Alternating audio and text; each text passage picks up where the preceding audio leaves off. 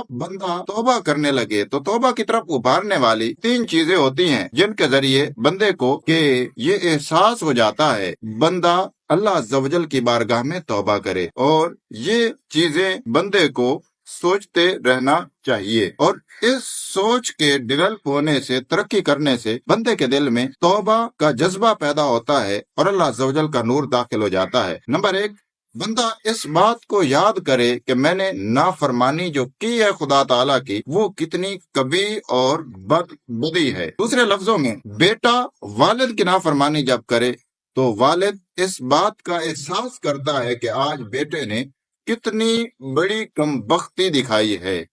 اس شاگرد استاد کی نافرمانی کرے، دل آزاری کرے، تو استاد کو اس بات کا احساس ہوتا ہے کہ آج بہت بڑا جرم میرے شاگرد نے کیا ہے۔ بھائی بہن رشتہ دار آپس میں کوئی نامناسب رویہ جب اختیار کرتے ہیں تو ایک دوسرے سے نالاں ہو کر اس بات کا احساس کرتا ہے کہ کتنا بڑا جرم اس سے سرزد ہو گیا ہے، اور بعض اوقات چھوٹی چھوٹی باتوں پر بڑے بڑے غصے اور غم پال لیے جاتے ہیں، لیکن جب بارگاہ ربانی کی بات آتی ہے جس کے مقابلے میں کوئی مثال ہی نہیں ہے کہ خدا اور بندے کے درمیان کیسا جو ہے وہ تعلق ہے، کیا ان دونوں کے درمیان مماثلت ہے۔ خدا خدا ہے اور بندہ بندہ ہے، مخلوق ہزاروں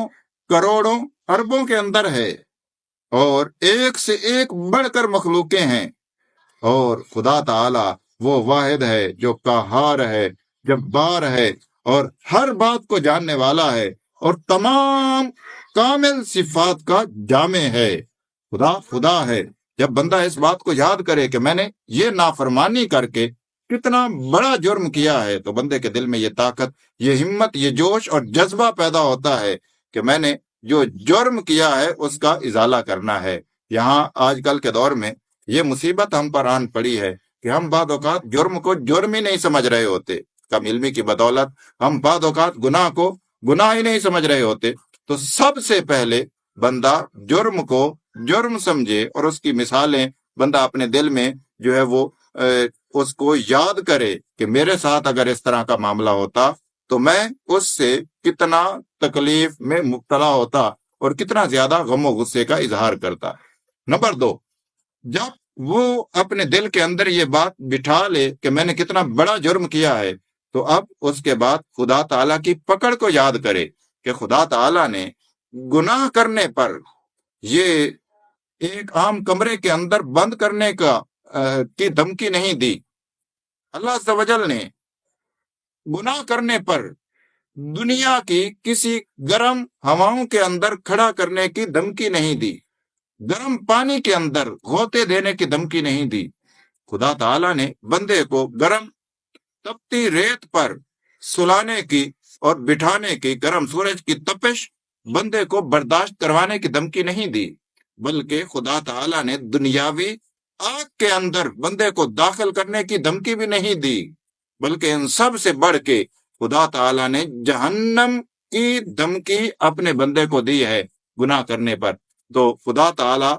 کی پکڑ کتنی سخت ہے اس گناہ پر جو میں نے کیا ہے، تو یہ بندے کو یاد کرنا چاہیے۔ اور نمبر 3، اپنی ضعف اور اپنی کمزوری کو بھی بندہ یاد کرے کہ مجھ سے تو 2-4 منٹ کی بجلی چلے جانے کی تکلیف برداشت نہیں ہوتی، ٹھنڈ کی تکلیف برداشت نہیں ہوتی، مجھ سے تو گرمی برداشت نہیں ہوتی، مجھ سے تو عام کسی کا ویٹ تھوڑی دیر کے لیے انتظار برداشت نہیں ہوتا، مجھ سے تو 2-4 لفظ جو میرے خلاف بولے گئے ہوں وہ برداشت نہیں ہوتے۔ میں تو اتنا کمزور ہوں کہ میں بعض اوقات اپنے ہی حسد کی آگ میں جل کے مر جاتا ہوں۔ تو میں خدا تعالیٰ کی بارگاہ سے جو عذاب ایسا ہوگا کہ جس کو خدا تعالیٰ نے دھمکی دینے کے لیے چنا ہے، اور پھر اس کی سختیاں خدا تعالیٰ نے بیان کی ہیں، اور دنیاوی عذابوں کے مقابلے میں ہزاروں اربوں گنا اگر اس کو بڑا کہیں تو یہ بھی مماثلت بعض اوقات جمتی نہیں ہے۔ اتنا بڑا عذاب اور خدا تعالیٰ نے مجھ جیسے ضعیف کے لیے وہ چوائس کیا ہے اور ساتھ بیان کر دیا ہے، اور اپنے پاکیزہ کلام میں ارشاد فرما دیا ہے وَمَنْ أَصْدَقُ مِنَ اللَّهِ حَدِيثًا، کہ मुझ से बड़ा सच्चा भी कोई नहीं है, तो बंदे को अपनी कमजोरी याद करनी चाहिए। जब बंदा ये 3 चीजें याद कर लेता है तो बंदे को अब हजारों साल का अजाब ना भी होता, अगर 2-4 लम्हों का अजाब आग का होता तो वो भी बंदे को एहसास होगा कि आज एक मौत के डर से और एक थोड़ी सी बेइज्जती के डर से बंदा